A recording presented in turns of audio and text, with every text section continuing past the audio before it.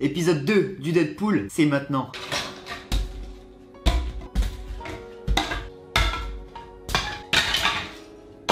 Ça va de toi? Mesdames et messieurs, bienvenue sur cette nouvelle vidéo d'impression 3D consacrée à l'épisode 2 de notre fameux Deadpool d'un mètre. Le premier épisode vous a beaucoup plu. Ceux qui l'ont pas regardé, je vous invite à aller le voir, il est dans la description. Je vous parlais des machines que j'allais utiliser, je vous parlais également du filament et je vous parlais également du fameux fichier qui avait été choisi. Donc le fichier maintenant c'est clair et net, c'est Deadpool, ok. Vous avez été nombreux à choisir Deadpool. J'ai déjà, comme tu le vois, commencé à imprimer ce Deadpool et c'est justement l'objet de cette première vidéo. Donc si ça te plaît toujours autant cette petite série, n'oublie pas le petit pouce bleu, ça fait super plaisir et ça soutient le projet et ça soutient la chaîne aussi. J'ai bien avancé pour l'impression de ce Deadpool. Je vais te présenter aujourd'hui justement les premières pièces que j'ai imprimées. Je vais te parler aussi en détail des caractéristiques techniques, des températures d'impression, de la taille. Bref, on va faire le tour de tout ça. J'espère que ça va te plaire. J'ai pour le moment une pièce, deux pièces, 3, 4, 5, 6, 7...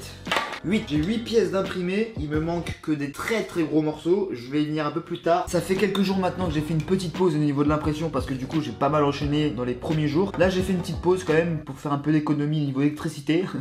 Donc sur toutes ces pièces que j'ai imprimées, je vais commencer déjà par les ratés. Donc tu vois, j'ai un premier raté qui est juste là. C'était une première partie de biceps, j'ai eu un décalage de courroie. Du coup ça s'est foiré mais vraiment quasiment à la fin. Mais tu le vois quand même, je vais essayer de te montrer vraiment ça en gros plan parce que je suis pas ici pour camoufler mes erreurs ou quoi. Donc tu vois, c'est très lisse, imprimé sur une Geeetech A30 cette partie là. Tu vois très lisse ici, la texture aussi du Deadpool, il ressort grave bien. Les détails des vêtements aussi là, les petites pliures de vêtements, c'est super propre. Donc ça c'était mon premier loupé. À côté ici, deuxième loupé, c'était quand j'attaquais les jambes. Donc c'était un pied ici avec le support en dessous et puis la jambe montait jusqu'au genou à peu près. Deuxième raté. Et jusqu'à maintenant c'est les deux seuls loupés que j'ai eu sur tout le reste des impressions. Je me suis également fait un petit calepin dans lequel je note un petit peu l'avancée des prints. Donc je note la pièce en question, la qualité, le poids, le coût de revient. J'ai commencé du coup ce Deadpool par la tête du Deadpool qui est juste là. Donc je vais te la montrer en gros plan. Chacune des pièces je vais te les montrer en gros plan. Absolument sublime, tu le vois au niveau des détails, c'est monstrueux bordel, je suis trop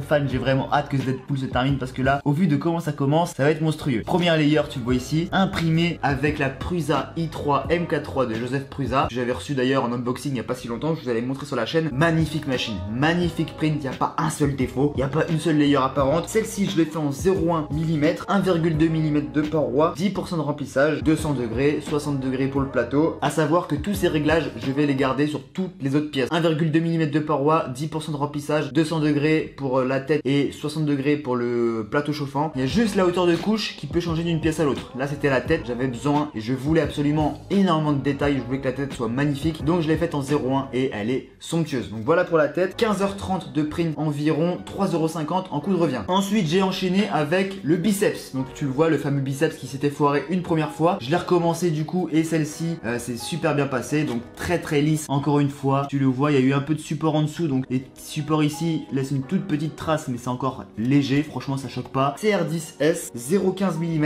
1,2 de paroi, 10% de remplissage, 200 degrés, etc.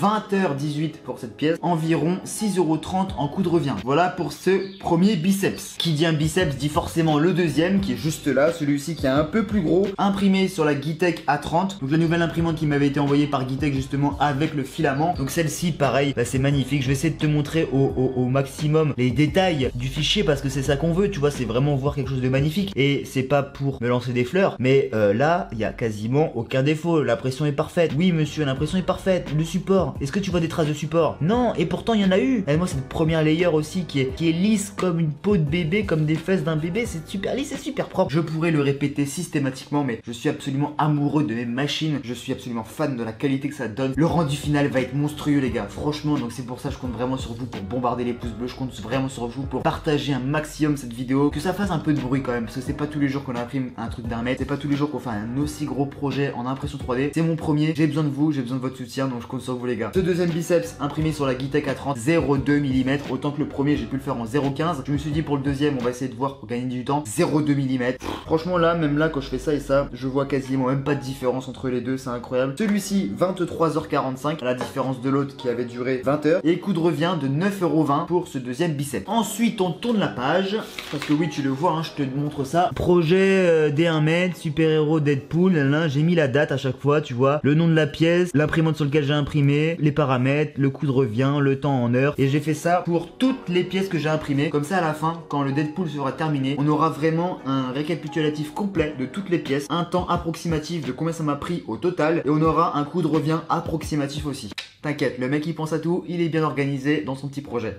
Là j'avais fait la lame. Alors la lame, avant de parler de la lame, on va parler de la main. J'avais fait cette première main de Deadpool qui est imprimée sur une Anycubic i3 Mega avec du filament noir. Pourquoi j'ai pris du noir? Parce que sur Deadpool t'as des parties rouges et t'as quelques parties noires. Donc pour limiter au maximum la peinture en post-traitement, je l'ai faite en noir cette petite main. 0,15 mm, 200 degrés comme d'habitude, 10% de remplissage comme d'habitude, t'as compris. 15 heures d'impression pour cette petite main et environ 4,50 € de coût de revient. Pareil, très propre, Anycubic i3 Mega. C'est une bonne machine. Et s'en est suivi du coup par la suite la deuxième main qui est juste là. La deuxième main où il tient la lame. Mais j'ai découpé la lame sur Mesh Mixer pour séparer la lame. Donc j'ai imprimé la main telle quelle. Aussi sur la Anycubic i3 Mega. Par contre j'ai plus le temps exact, mais c'était sur la Anycubic i3 Mega, les deux là. La lame que j'ai découpée en 3 morceaux, qui est juste là, que j'ai imprimé sur la Prusa i3 MK3. 5h46, environ 1,50 € pour la petite lame. Donc il va venir se coller de la sorte, tac tac tac, qui viendra ensuite sur la main juste là. Donc ça fait déjà une bonne petite lame. Ça avance quand même pas mal, tu le vois. Et le mec est bien organisé, enfin du moins j'essaye. J'essaye de vous donner le plus de détails possible et de vous montrer aussi l'avancement de tout ça. Donc j'espère que ça vous plaît. Et on en arrive aux deux dernières parties qui pour le moment sont les deux plus grosses pièces que j'ai imprimées, les jambes. Là en gros on a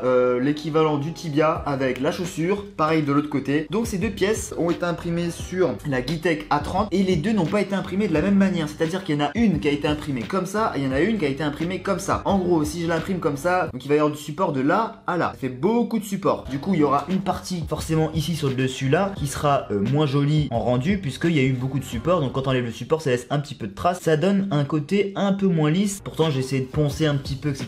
Mais on voit un petit peu de traces. Ça fait moins propre. C'est pour ça que pour la deuxième qui est juste là, je me suis dit on va essayer de gagner du temps et on va essayer de gagner du temps aussi pour les supports. Donc qu'est-ce que j'ai fait? Je l'ai mise comme ça. Donc ça, le support était en bas, ici, sous la semelle. J'ai pas d'ailleurs encore enlevé suffisamment les supports en dessous, donc là, il y a encore un peu de support sous la semelle. Mais comme la semelle va être au sol, on s'en fout finalement que ça soit dégueulasse en dessous. Ça peut être camouflé, ça sera pas visible. Donc d'un côté, on a la jambe gauche ou droite. Là, ça c'est la jambe gauche avec la lame qui tient la chaussure, enfin dans la chaussure. Et côté gauche, on a ici quelques balles. Et franchement, les deux, c'est pareil. C'est sublime. Je me lève encore une fois pour te montrer. Mais voilà, on a ici, on voit bien la texture de la tenue en fait. On a les balles qui sont juste là. J'avais beaucoup de support ici à enlever, donc ça a été quand même relativement chiant et très galère pour rien casser, pour pas laisser trop de traces et pour enlever quand même grossièrement le support. Mais autrement tu le vois, la chaussure est super lisse, super brillante. Et attention là-dessus, on est sur du 0,2 mm parce que forcément c'est des pièces qui ont duré plusieurs jours à s'imprimer. Je voulais quand même gagner du temps, je voulais pas que ça dure 3-4 jours. Voilà le résultat. Je vous ne mens pas, ça sert à rien que je vous mente, mais c'est très propre. Regarde celle-ci aussi, très